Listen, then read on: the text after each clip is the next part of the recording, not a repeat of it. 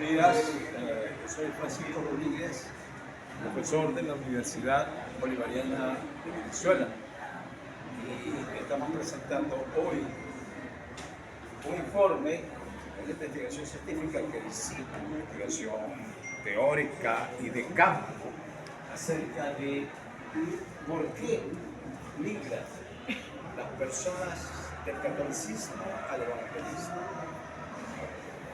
¿Cuál es la razón fundamental, estructural, de que los católicos migren hacia los evangélicos? ¿Y por qué no ocurre al revés?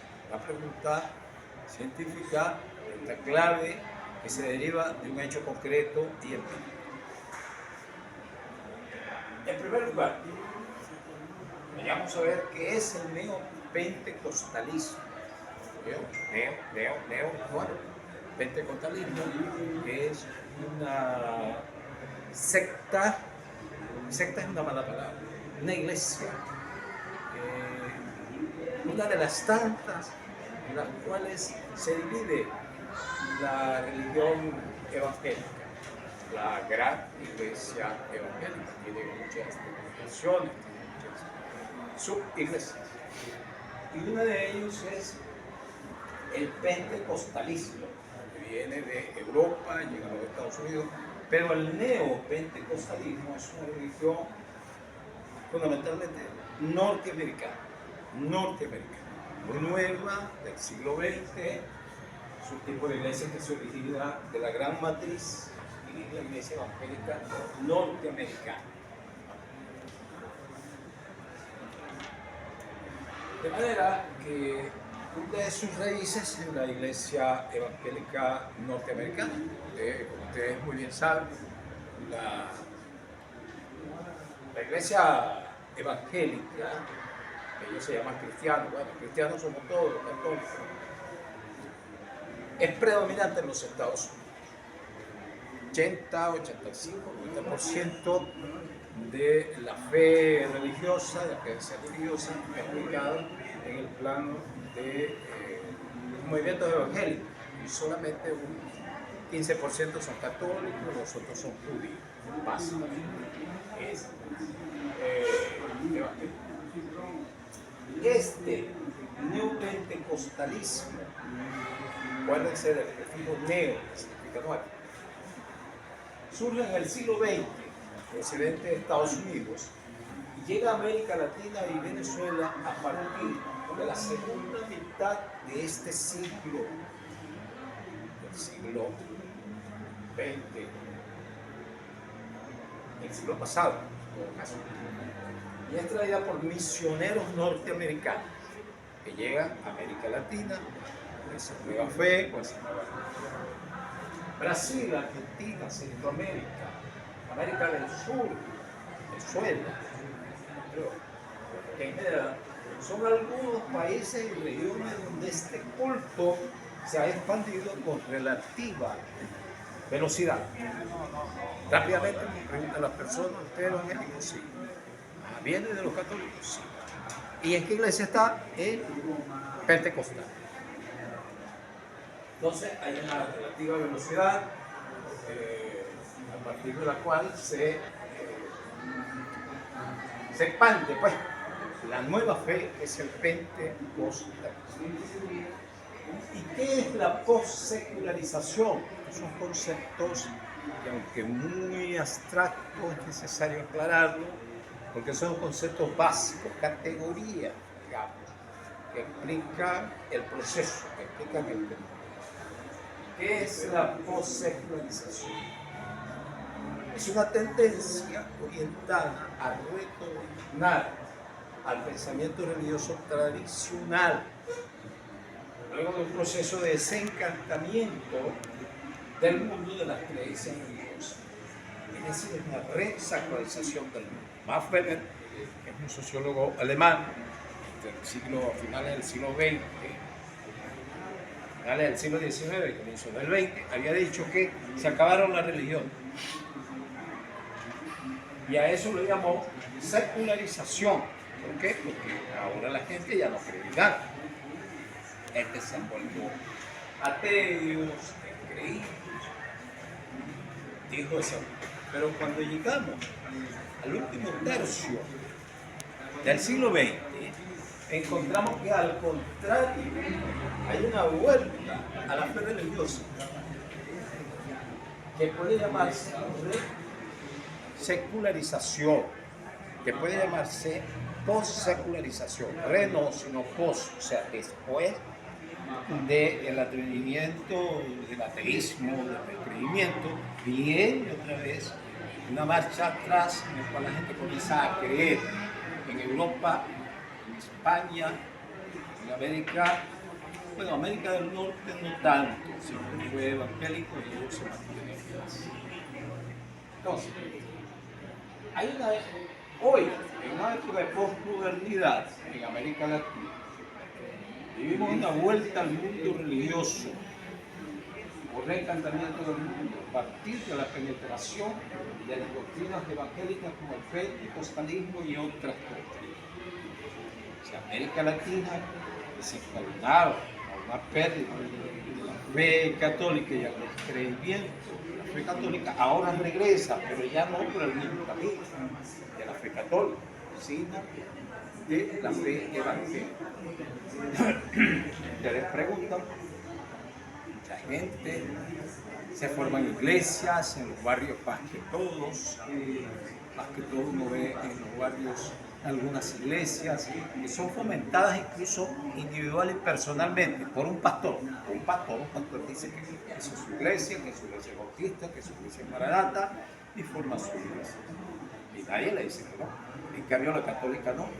Porque la católica tiene un componente institucional demasiado fuerte, controlado por el Vaticano, controlado por las curias, controlado por las iglesias católicas nacionales, los obispos, cardenales, obispos, etc., hasta llegar al cura, pues, al cura raso, digamos así. Eso es una estructura piramidal, la estructura social de la iglesia católica. No así los evangélicos, son más horizontales. En un barrio cualquiera, tómenlo al azar, ustedes pueden encontrar una gran cantidad de iglesias evangélicas. Usted es evangélico, ¿sí? ¿A dónde asiste? No, yo asisto ahí a la luz del mundo.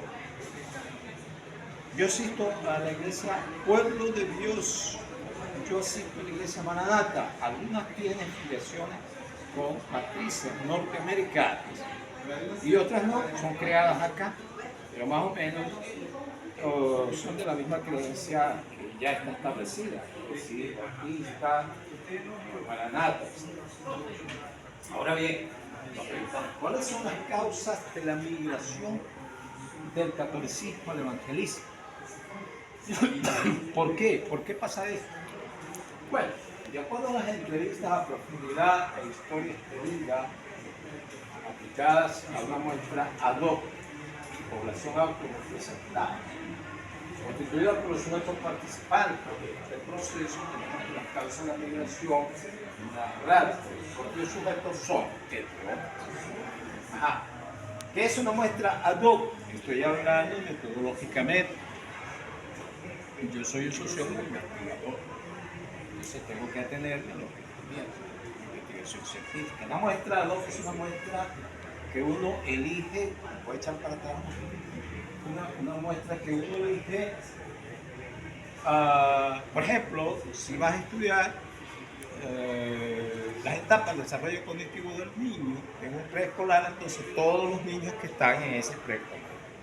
No es una muestra al azar, probabilístico al azar, que se aplica una teoría del muestreo. No, es todos los niños que estaban en ese lugar. Vamos a estudiar a los presos homicidas, todos los presos homicidas que están en ese momento en esa institución, pues, donde se está atendiendo a eso. Eso es una muestra ad hoc, es diferente a una muestra, un muestreo probabilístico al azar. ¿Se entiende eso? Constituida por los sujetos participantes de este proceso. O sea, agarramos las iglesias, conversamos con ellos, aplicamos entrevistas a profundidad, teoría de vida, relatos culturales, disculpen, pero no puedo hablar de otra manera sino a través de esos conceptos que son los conceptos teóricos que se crean en la investigación. Entonces, las causas de la migración, o sea, del paso del catolicismo al evangelismo, narradas por los propios sujetos son: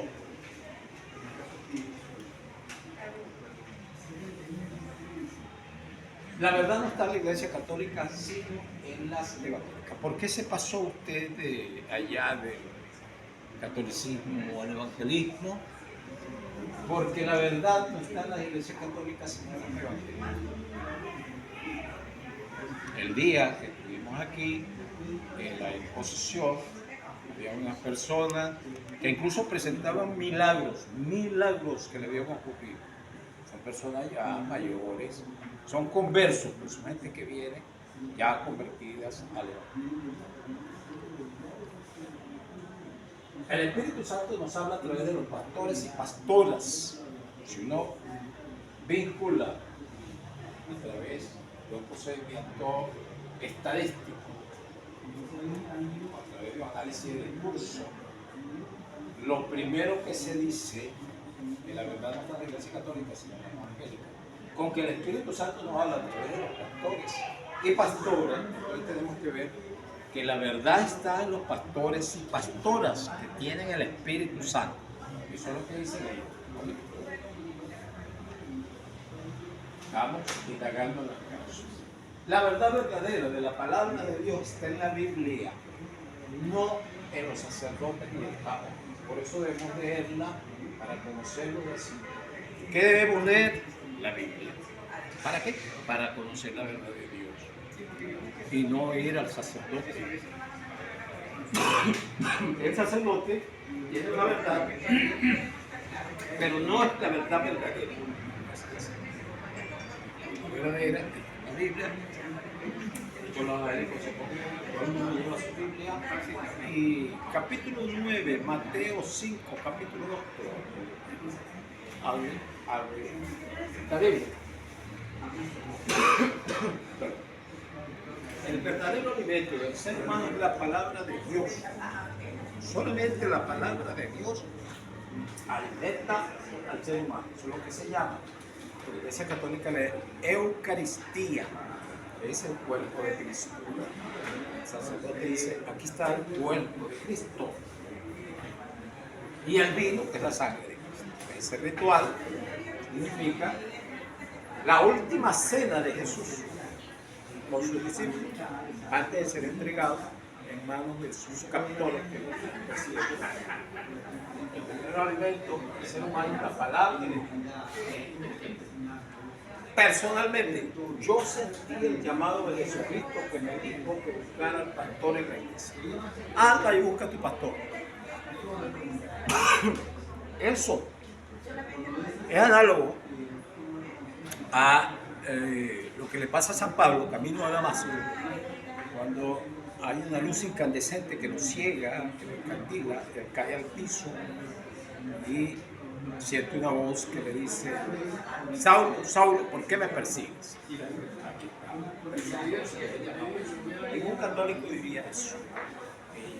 ¿Por qué? Porque uno lo agarra de pequeño, lo bautizan, le da una cachetada, le echan un poco de agua y listo. Ya está dentro del cristianismo. Católico, no evangélico. El evangélico sí, más allá de personas con mayor madurez cognitiva, mayor madurez emocional, y no entra así como inocentemente e inconscientemente. No. Un ritual que está preparado, lo bautiza. La iglesia evangélica también se bautiza en un río de eso. Hay que cuidar que no lo bautizan a uno en un río con agua muy contaminada, con agua negra, cloacal. Puede uno salir enfermo de ahí. Jesús bautizó a quién? Juan bautizó a Jesús en el río Jordán y lo convirtió ¿en qué lo convirtió? No sé, ¿en qué lo convirtió? Porque Cristo es la palabra de Dios. Y le pregunta: ¿tú eres a Juan, ¿tú eres el Mesías? No. Detrás de mí viene uno que es más poderoso que yo, de verdad, el verdadero Mesías. Y la Biblia decía, con Isaías, con Ezequiel, etcétera, con los profetas. Yo no soy muy docto en la Biblia, sé lo que sabe cualquier católico. Estoy muy bien. Seguimos con la causa del fenómeno. El que no acepta a Jesucristo como su Salvador está condenado al infierno cuando muera. Eso es lo que la gente dice. El católico dice, si usted muere y no acepta a Jesús como su Salvador, segurito que va a padecer. Bueno, a mí me lo han dicho de la iglesia. Hermano, acepte a Jesús como su Salvador, porque usted no sabe cuándo va a morir. Bueno, eso es verdad. La muerte entra como un ladrón furtivo y no pide permiso, y usted se muere. Y si no ha aceptado a Jesús como su Salvador, usted va para el infierno cuando se muera. Pero el infierno no es un fin de semana, nights, donde usted va a disfrutar, no. Es lava y fuego ardiente. Lava ardiente y fuego y azufre, según dice la Biblia. Personalmente, eso es un juicio que no puedo permitir. Me parece un terrorismo eso. Un terrorismo ideológico. Primeras interpretaciones a partir del discurso del sujeto o de los sujetos que hago yo. Creemos que muchos factores intervienen en la causación de este fenómeno. A ver, la pérdida del fenómeno de paso de los católicos a los evangélicos. La pérdida de prestigio de la doctrina católica en general y de los líderes de esta iglesia en particular. Sacerdotes, obispos y enfermos, generado por la explosión de los casos de pedofilia o paidofilia, que es abuso sexual de los niños, ¿no?, que hacen los sacerdotes.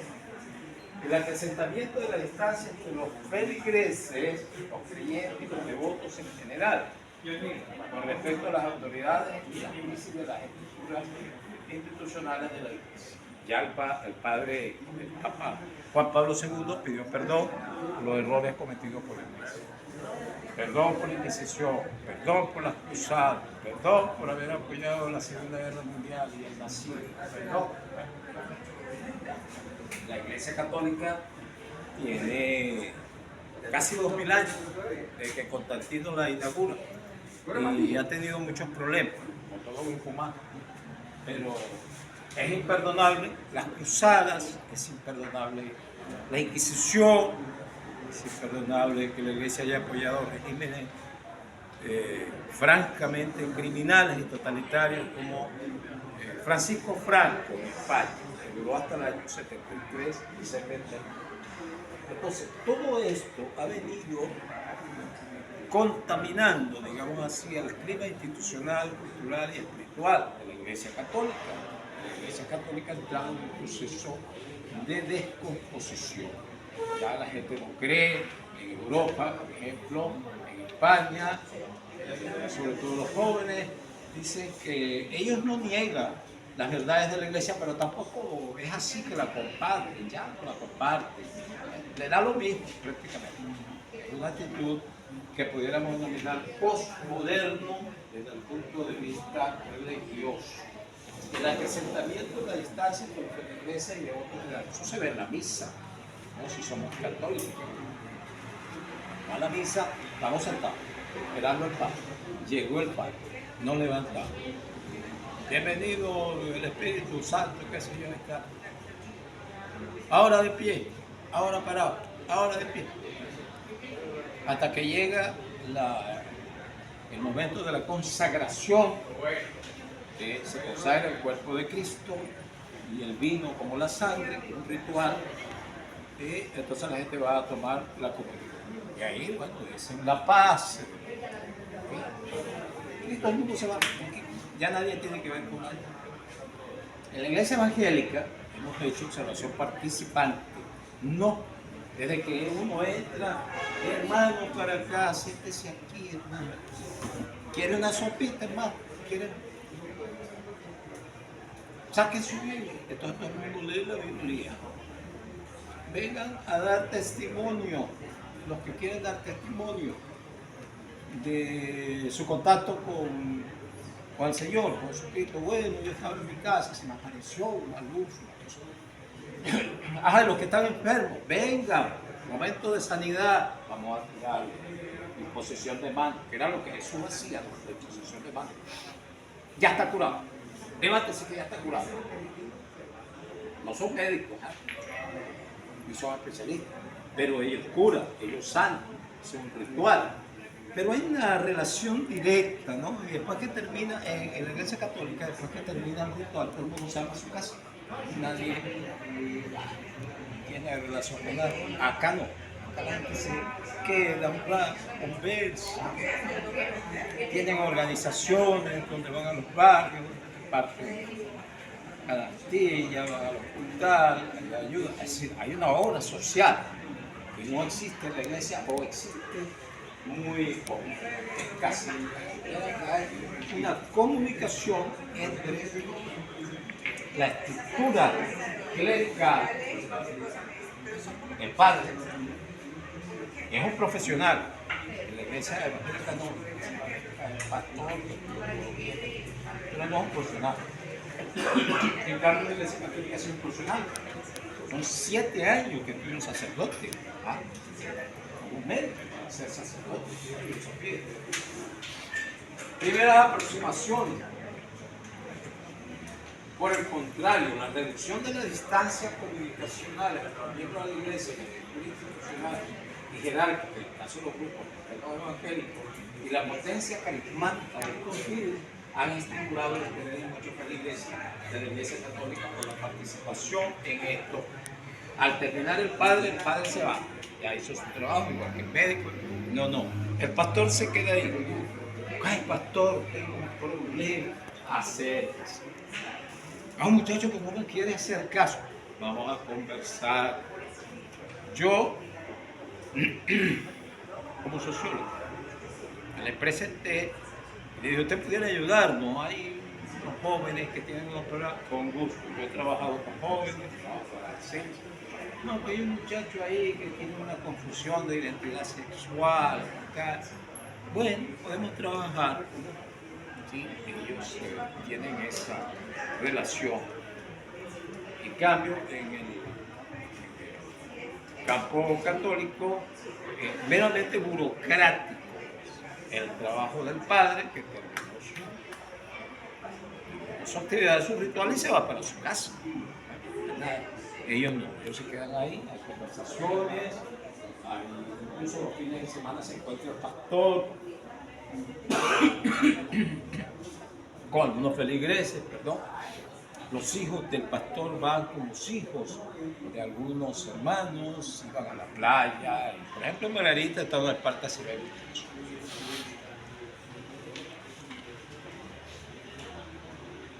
Por otra parte, la búsqueda de realización de sentido, no solo trascendental, sino también inmanente. O sea, realización de sentido no solamente por Dios, sino también la vida cotidiana. La religión existe solamente porque se busca Dios, porque se busca un sentido a la vida. La Iglesia Católica, Cristiana Católica, no le está dando respuesta a la gente en la vida cotidiana de los problemas de la vida. Y resulta que los problemas de la vida cotidiana suelen ser más difíciles de revertirse y de cambiarse que los problemas metafísicos del cielo, del infierno. Hoy la gente está más pendiente de los problemas de la vida cotidiana, a dónde va a estudiar el muchacho, y después a dónde va a trabajar. Parece que quiere irse para el Perú. ¿Qué hacemos, pastor? El problema es la vida cotidiana, concreto. La vida cotidiana misma, una sociedad donde la quiebra de las estructuras sociales y culturales, el liderazgo tradicional, no solo religioso, sino también político, por lo tanto la conciencia y la su entidad ha dejado al hombre como una intemperie. No sé a dónde ir, qué hago. Ya no creo en estos partidos, ya no creo en estos líderes, ya no creo en los políticos, ya no creo en esto. Entonces la gente busca al pastor que los oriente. Y los pastores estudian también teología, saben mucho de orientación. Decíamos que los problemas de la vida cotidiana hoy, con las estructuras sociales y culturales que se han derrumbado, con liderazgo político, ya no se encuentra nadie quien cree. El hombre común anda como perdido, ¿verdad? Las drogas, muchachos, en Estados Unidos es muy serio eso, es sumamente serio. Porque casi toda la población joven consume drogas y sobre todo drogas tan fuertes como el fentanilo. Entonces el hombre común se siente a la intemperie y trata de enganchar soluciones que le brinden un mínimo de respuesta eficaz a sus problemas fundamentales, espirituales y existenciales. Entonces el pastor está ahí no solamente para decirle cómo debe ser, para ganar el cielo, sino para enfrentarse a los problemas de la vida. Ese muchacho está rebelde, yo me quiero obedecer. Esa niña está enamorada de un muchacho por ahí. Parece que anda en malos pasos. ¿Qué hacemos, pastor? Está desesperado. Existencial y espiritualmente también. Bueno, necesidad de participación mística es una cosa que yo he añado porque Levi Blum, antropólogo francés, que habló de la participación mística, él observó algunas comunidades indígenas donde una vez que la gente se incorporaba a la danza mística, estaban como hipnotizados todos. Entonces,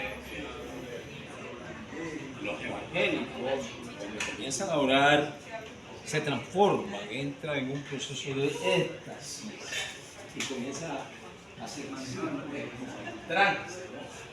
¿No? Se ve mucho en las iglesias evangélicas, pero lo he observado, eso lo he grabado. Y comienzan a repetir cosas, ¿verdad? La voluntad de Dios, la voluntad de Dios. Sálvame, sálvame. Comienzan a repetir eso. Es una posición extática, o sea, de éxtasis en las sociedades primitivas. Los participantes de esta danza mística entran en una especie de éxtasis, se salen fuera de sí, su espíritu parece que va vagando por los bosques. También está ocurriendo esto. Vayan ustedes a una iglesia evangélica para que observen el momento en que comienza a ponerse en contacto con Jesús, pues. Porque Jesús se le transmite esa eficacia de la voluntad de trascendencia en una sociedad materialista y secularizada. Una sociedad sumamente materialista como la nuestra genera en el ser humano una necesidad de buscar una cosa que vaya más allá. ¿Quiere un ejemplo de una sociedad materialista, secularizada? Vaya a comprar. Y vaya a comprar una medicina. Que si usted no tiene 5 bolívares que le resta, no lleva la medicina. Sí, pero mira, se va a morir mi familiar. No, consulta médica. Esto es un negocio. Vaya usted a una consulta médica. ¿Cuántos dólares cuesta la consulta? Barata, 75 dólares. Pero ¿quién los tiene? Entonces, usted busca otra cosa, pues, que la simple materialidad, el materialismo, que se ha generado el postmaterialismo. Y ahí está la religión y el pastoreio. La pobreza existencial de los grupos que sienten que han llamado genera vacío espiritual y eso comienza la búsqueda de llenar ese vacío con contenidos místicos y religiosos. En otro contexto, la desesperanza aprendida del sujeto que participa en este tipo de creencias espirituales también terreno abonado para la búsqueda de ofertas simbólicas que contengan mensajes de esperanza, de oración y de redención. La desesperanza aprendida es un paradigma que se ha propuesto para explicar esa situación en cual la gente no espera nada, En el mundo hoy, la gente está muy desorientada, muy desesperanzada, y es como los perros que Pablo entrenaba en su experimento, en el cual los perros hicieran lo que hicieran, recibían corriente.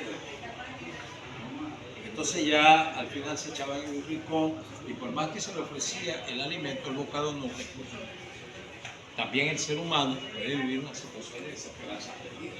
Mucha gente llega al pastor y a la iglesia, a la religión, por una situación de desesperanza perdida. Ya no espera nada, de nada, de nada. No, que hay el político que dice que va a arreglar la situación, todos son iguales. No, que dice tal persona, no, partido político. Entonces el profetismo es ese pastor que dice que sí se va a arreglar las cosas, que Jesús, acepta a Jesús como tu Salvador, para que veas cómo cambia tu vida, toda cambia. Y surgen milagros, como decía ese señor en el trabajo que presentamos. Él se ofreció para dar su testimonio. Desahuciado, 7 años, pasó 9 meses en el hospital, nadie lo quería. Él se entregó al Señor y el Señor lo sanó. ¿Cómo? No sé. Si los médicos ni siquiera lo podían sanar, ¿no? Lo mandaban para el hospital JM de los Ríos en Caracas. Bueno, ya hoy tengo un hombre que tiene 66 años y él me dice que le hacen unos análisis de los riñones y todo bien. Absolutamente todo bien. Ya. Finalmente, bueno, esto es lo que presentamos como conclusión.